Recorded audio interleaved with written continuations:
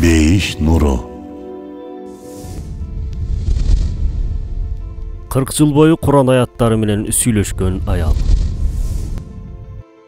Бул окуя Таба Табиин доорунда жашап өткөн Абдуллах ибн Мубарек азиретинин башынан өткөн жана өзү айтып берген окуясы. Окуяны Абдуллах ибн Мубарек ушундайча айтып берет. Мен ажылыкка бараткам. Ирак-Сирия жергесинен өтүп баратып, бир аялды көрүп калдым. Анан ага салам бердим. Берген саламыма Ясин сүрөсүнүн 58 аяты менен жооп берди. Боорукер, жараткандын сөзү бул салам. Анан ага кайда баратасың деген суроо узаттым. Бул суроомо ал Исра сүрөсүнүн 1 аяты менен мынтип жооп берди. Харам мечитинен белгилерибизден ага көргөзүү үчүн айланасын биз кут дарыткан Акса мечитине түн ичинде пендесин сейил жасатканга арулук. Акыйкатта ал угуучу көрүүчү. Көрсө, ажылык вазыйпасын бүтүрүп Кудуска кетип баратыптыр. Курсак ачса керек, жегенге бир нерсе алып берейин дедим.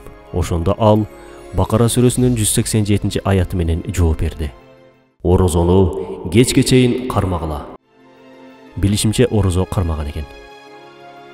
Бирок азыр Рамазан айы эмес да, дедим. Ошондо ал ушул аятты окуду. Ким бир жакшылыкты кошумча жасаса, бул өзүнө пайда. Албетте, Аллах шүгүрлөрдү кабыл кылуучу жана билүүчү. Бул аят менен мага нафил орозо кармап жаткандыгын билдирди. Жолчулукта оозду ачса болот го дедим. Ошондо ал Бакара сүрөсүнүн 184 аяты менен мынтип жооп берди. Ким андан ашыкча жакшылык кылса, ал өзүнө жакшы. Муну менен мага орозо экенин, орозо кармоодагы да сооптуу иш экенин билдирди. Кандай суроо сурабайын, бардык суроомо Куран аяттары менен жооп берип жатты. Абдан таң калдым. Анан ага эмне үчүн мага окшоп сүйлөбөйсүң деген суроо салдым. Ошондо ал Каф сүрөсүнүн 18 аяты менен мынтип жооп берди. Эмне сөз сүйлөсө да, анын алдында көзөмөлдөп даяр турат. Таң калганымды жашыра алган жокмун. Анан кимдин тегинен болосуң деп сурадым. Албетте, бул суроо бир аз ыңгайсыз суроо болчу. Бул суроомо ал Исра сүрөсүнүн 36 аяты менен мынтип жооп берди. Билбегениңдин артынан ээрчибегин. Акыйкатта кулак, көз жана жүрөк мунун баары жооп берүүгө тартылат. Туура эмес суроо сураганымды билип кечирим сурадым.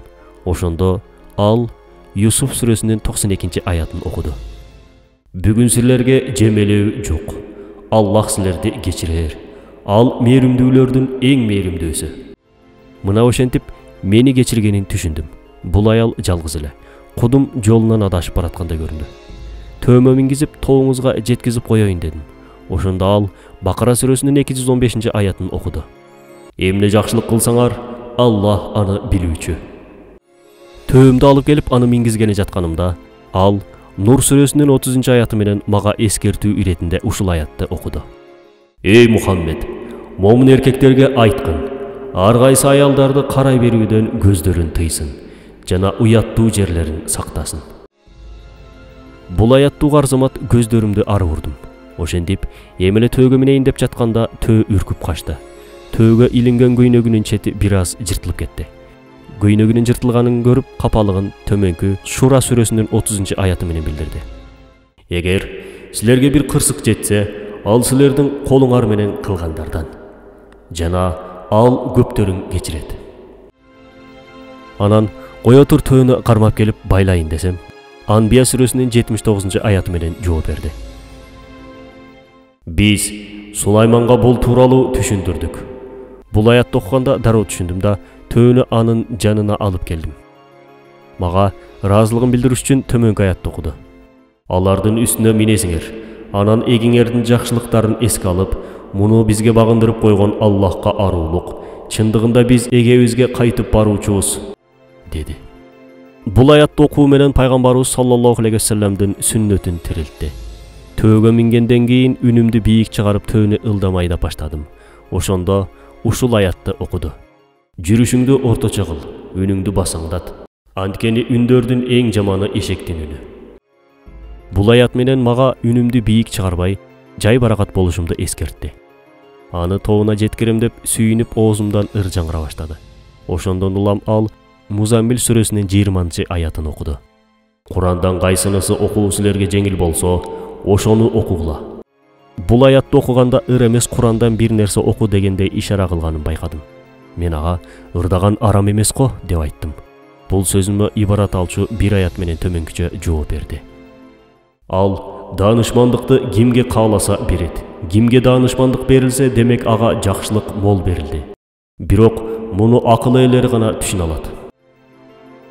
Далай жол жүрдүк. Суроо үстүнө суроо узатып отуруп, акыры үй бүлөсү жөнүндө сурадым. Бул суроомо ал Маида сүрөсүнүн 101-аяты менен жооп берди. Эй момундар, айкын болсо өзүңөргө кайга алып келүүчү нерселер тууралуу сурабагыла. Ошентип, мен жеткизе турган тобуна жакындап калган элек. Топтун ичинде кимдир бирөөң барбы деп сурадым. Суроому Кахф сүрөсүнүн 46-аяты менен мал мүлк жана бала чака дүйнө тирчилигинин гана көркү деп жооп берди. Бул жообунан соң топтун ичинде балдары бар экенин билдим. Анан балдарынын аттарын сурадым. Бул суроомо ушул аяттарды окуп жооп берди. Ибрахимди өзүнө жакын дос кылып алган. Ал Алла. Муса менен чындап сүйлөшкөн. Эй Яхья, китепте бекем карман деп жаш кезинен ага акылмандык берген элек. Мына ушул аяттар аркылуу балдарынын аттарын мага билдирген болду. Анан о Ибрахим, о Яхья, о Муса деп үн катты. Жүздөрү нурга толгон 3 бала чуркап келишти. Чуркап келген балдарынын ар бирине акча берди. Алган акчаларына мага сый көргөзүү үчүн дароо белек бечкек сатып алып келишти. Анан аял төмөнкү аятты окуп мага буйрук бергенсиди. Жегиле, ичкиле, бирок ысырап кылбагыла.